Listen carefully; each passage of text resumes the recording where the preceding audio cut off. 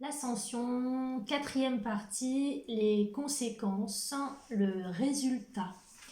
Alors, on s'imagine en fin de quête, on a parcouru des années de travail sur soi, de correction, un parcours de libération physique, émotionnelle.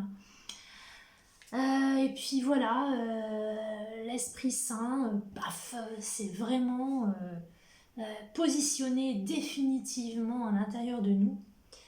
Quelles en sont les conséquences? Immédiatement, l'instant présent se manifeste en permanence. Il n'y a plus de passé, il n'y a plus de futur, vous êtes en permanence dans l'instant présent et dans la paix définitive. Au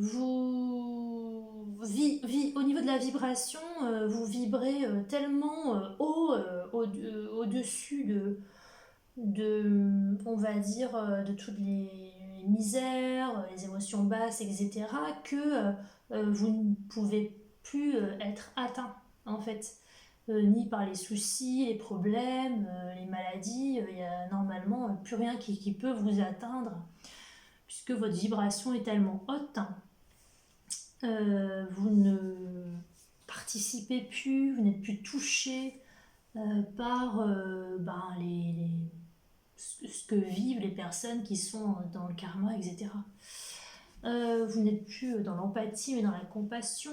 Vous avez parcouru vous aussi auparavant toutes ces galères. Donc vous savez, vous connaissez, vous avez la connaissance, mais vous n'en avez plus les préjudices.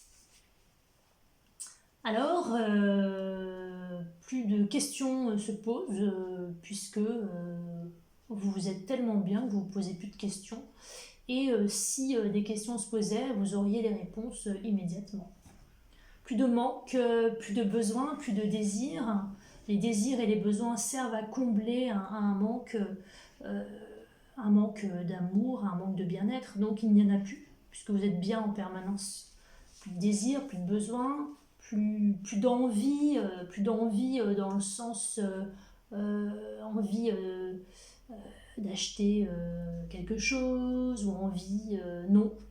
Mais vous profitez de la vie tout simplement et vous pouvez vivre plein de choses, partir en voyage sans en avoir un besoin viscéral.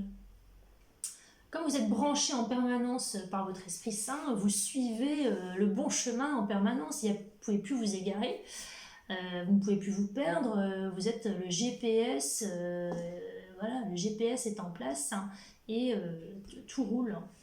Évidemment, l'abondance est installée également. C'est le paradis sur terre, même au milieu d'une guerre ou au milieu d'un attentat, etc. Vous ne pourriez être touché, sauf si c'est votre heure. Voilà. Vous ne pouvez plus tomber dans une embuscade. Vous manifestez une lumière telle que vous reconnectez les personnes qui sont prêtes, que vous croisez. Vous les reconnectez, elles ont un éveil de conscience grâce à vous. Et celles qui seraient, on va dire, loin de votre fréquence peuvent être perturbées par contre de façon désagréable par votre présence, puisque ça les ramènerait à se sentir mal. Ça arrive aussi. Et puis les pouvoirs commencent à se manifester. Alors j'en suis pas là, donc je peux pas parler de façon personnelle, mais des pouvoirs alors la multidimensionnalité est vécue de façon consciente. Voilà.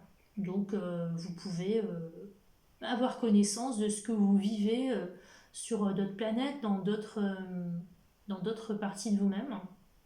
Vous déplacez physiquement, c'est possible, mais du moins en conscience, là où vous avez envie d'aller. Des pouvoirs de guérison,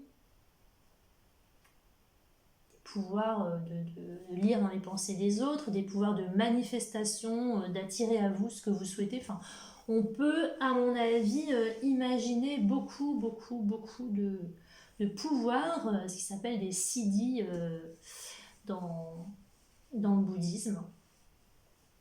Voilà, donc j'espère vous avoir donné envie de manifester ce chemin de l'ascension.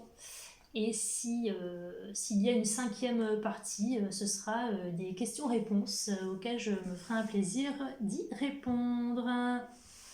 Merci.